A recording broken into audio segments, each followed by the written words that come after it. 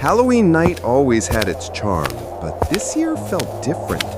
The air was thicker, the fog rolled deeper, and the moon looked like a cracked pumpkin. I grabbed my candy bucket, threw on my tiny vampire cape, and yelled to my stick friends, "Let's find the best candy in town!" We didn't know this night would change everything.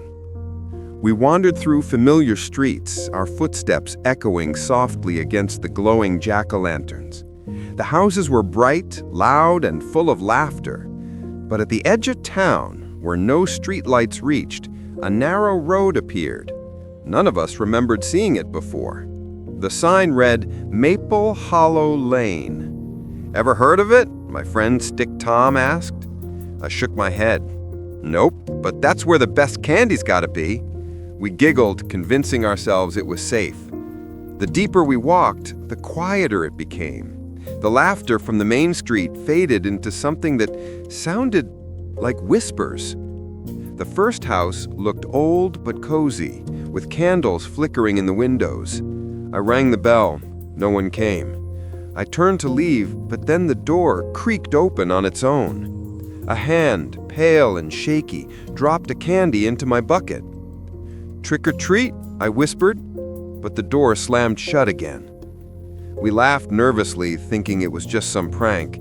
"At least they gave candy," Stick Luna said, unwrapping one. The candy inside wasn't chocolate. It was shaped like a tiny skull. Before we could react, the lights from all the houses on the street flickered on. Suddenly, every porch light turned blood red. The fog thickened around our ankles. The houses seemed to lean closer, their windows like eyes. "This is weird," I said, gripping my candy bucket tighter. Stick Luna pointed ahead. "Look, there's another house at the end." It was massive, way bigger than the rest. A crooked mansion with hundreds of pumpkin lanterns. Each one had a different expression, laughing, screaming, crying. The front door was open, almost inviting. "I'll go first," I said bravely, even though my legs felt like noodles. Inside, it smelled like burnt caramel and dust. The floor creaked with every step. A huge staircase spiraled up into the dark. On the wall hung portraits of us, stick figures. Each painting had one of our faces, but slightly off. My smile was too wide. Tom's eyes were missing. Luna's head was tilted backward. I felt my hand tremble. "Guys, this is not funny." But when I looked behind me, they were gone. Only the echo of my own breathing filled the air. I called their names, but my voice came back distorted, like something else was whispering it back. I started walking toward a flickering light at the end of the hall. The sound of footsteps followed me, too light to be human. I turned fast, and there it was, a shadowy stick figure standing upside down on the ceiling, grinning with the same crooked smile from the portrait. My candy bucket dropped to the floor, spilling the skull candies everywhere. They started rolling toward the shadow figure, clicking like tiny bones. The figure pointed at me, its mouth stretching wider, and whispered, "Trick or treat?" I ran. I didn't care where. The hallway kept twisting, changing. Doors led to the same room. Windows looked out into more fog. I could see my reflection in a broken mirror, but it wasn't copying me anymore. It was waving goodbye. I burst through a door that led outside, or so I thought. I was back on Maple Hollow Lane again. The street was full of kids trick-or-treating, but none of them had faces. Their heads were just hollow pumpkins, glowing from within. I tried to scream, but no sound came out. One of the pumpkin kids walked up to me and handed me my candy bucket. "You dropped this," he said, voice echoing like inside a tunnel.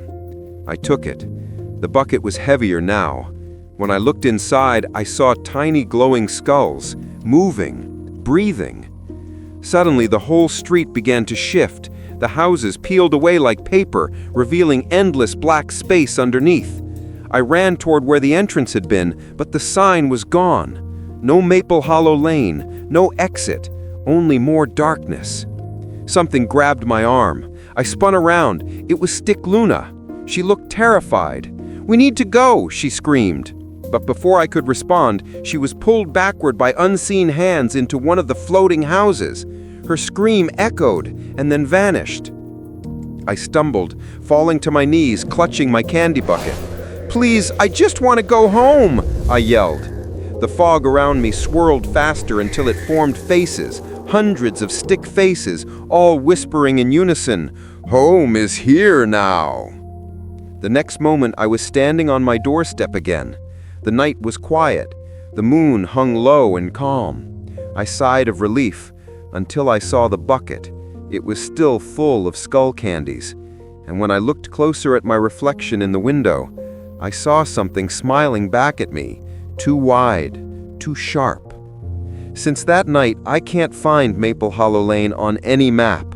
But sometimes when the fog gets thick on Halloween, I hear whispers outside my door, asking softly, "Trick or treat?" And I swear, I can see red porch lights glowing far down the street. So if you ever find a road that isn't on your map and it's Halloween night, maybe skip that one.